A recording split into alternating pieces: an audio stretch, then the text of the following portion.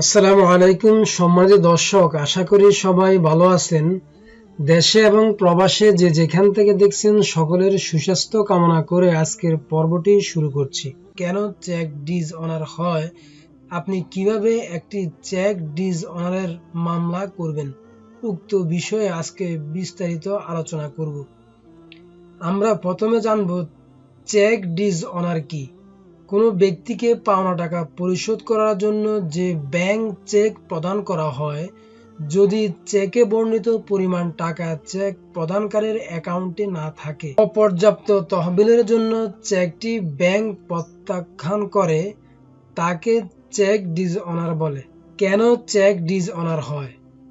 ব্যাংকের হিসাবে অপর্যাপ্ত টাকা থাকলে, তার মানে চেকে যে পরিমাণ টাকা উল্লেখ করা হয়েছে তা অপেক্ষা কম টাকা আপনার অ্যাকাউন্টে থাকলে, যে ব্যক্তি চেক প্রদান করেছে যদি তার স্বাক্ষর না মিলে, যদি চেকে উল্লিখিত অর্থের অঙ্ক ও কথার গরমিল পাওয়া যায়, চেক মেয়াদ উত্তীর্ণ হলে, যথাযথভাবে চেক পূরণ করা না হলে, চেকে ঘষা-মাজা করা হলে, চেকে কাটাকাটি থাকলে, পূর্ণ স্বাক্ষর দিয়ে তা সত্যকরণ করা না হলে। এখন আমরা জানব চেক ডিজ অনার মামলা করার নিয়ম সম্পর্কে। প্রথমে আপনাকে ব্যাংকে গিয়ে চেক ডিজ অনার করে নিয়ে আসতে হবে। এরপর চেকের টাকা পরিশোধনের জন্য 30 দিন সময় দিয়ে চেক দাতাকে উকিল নোটিশ বা লিগ্যাল নোটিশ পাঠাতে হবে। উকিল নোটিশ প্রাপ্তির 30 দিনের মধ্যে টাকা পরিশোধে ব্যর্থ হলে পরবর্তী 30 দিনের মধ্যে মামলা দায়ের করতে হবে। সহজ করে বললে, চেক গ্রহীতা চেক ডিজ অনারের বিষয়টি জানার পর এনআই অ্যাক্টের 138 ধারার বিধান মোতাবেক 30 দিন সময় দিয়ে টাকা পরিশোধের জন্য চেক দাতাকে নোটিশ দিবেন।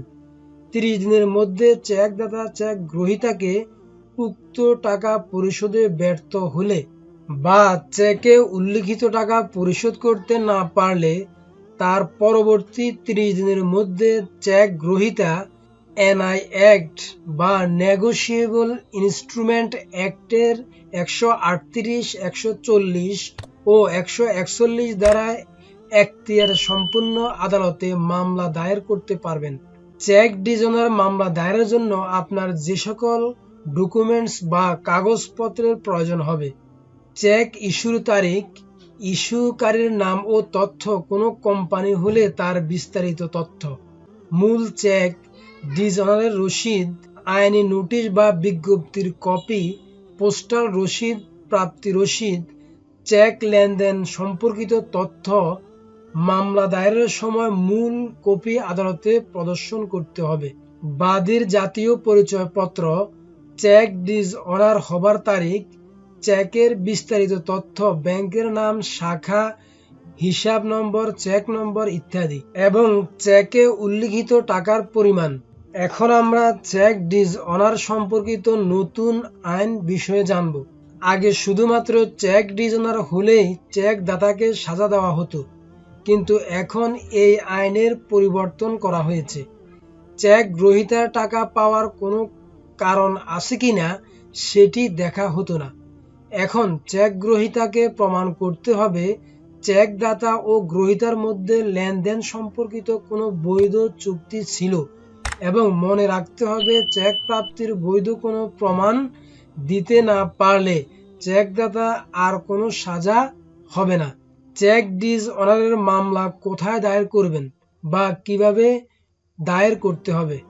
চেক ডিজ অনার মামলা মেট্রোপলিটন এলাকায় চিফ মেট্রোপলিটন ম্যাজিস্ট্রেট আদালতে দায়ের করতে হয়, আর অন্য এলাকাতে এই মামলা চিফ জুডিশিয়াল ম্যাজিস্ট্রেট আদালতে দায়ের করতে হয়। তারপর চিফ জুডিশিয়াল ম্যাজিস্ট্রেট আদালত অথবা চিফ মেট্রোপলিটন ম্যাজিস্ট্রেট আদালত মামলাটি প্রস্তুত করে বিচারের জন্য দায়রা আদালতে পাঠিয়ে দিবেন। হস্তান্তরযোগ্য দলিল আইন 1881 এর 138 ধারা অনুযায়ী চেক ডিজ অনারের মামলা দায়ের করা হয়। চেক ডিজ অনারের মামলার বিচার সম্পর্কিত উচ্চ আদালতের রায় সম্পর্কে জানব। সম্প্রতি হাইকোর্ট বিভাগের রায়ে বলা হয়েছে, এখন থেকে চেক ডিসঅনারের মামলার বিচার করতে পারবে শুধুমাত্র যুগ্ম দায়রা জজ আদালত। চেক ডিসঅনারের মামলা কিছুটা দেওয়ানি এবং কিছুটা ফৌজদারি প্রকৃতির। চেক ডিসঅনার মামলা চলাকালীন সময় বা মামলা করার পূর্বে আসামি মৃত্যুবরণ করলে আপনি প্রতিকার পাবেন কিনা। চেক ডিসঅনার মামলা করার পূর্বে মৃত্যুবরণ করলে চেক গ্রহীতার আর কোনো প্রতিকার পাওয়ার সুযোগ থাকে না। এমনকি আসামি মামলা চলমান থাকা অবস্থায় মৃত্যুবরণ করলেও তার উত্তরাধিকারী বা আইনগত প্রতিনিধির বিরুদ্ধে বাদীপক্ষ মামলা চালাতে পারে না।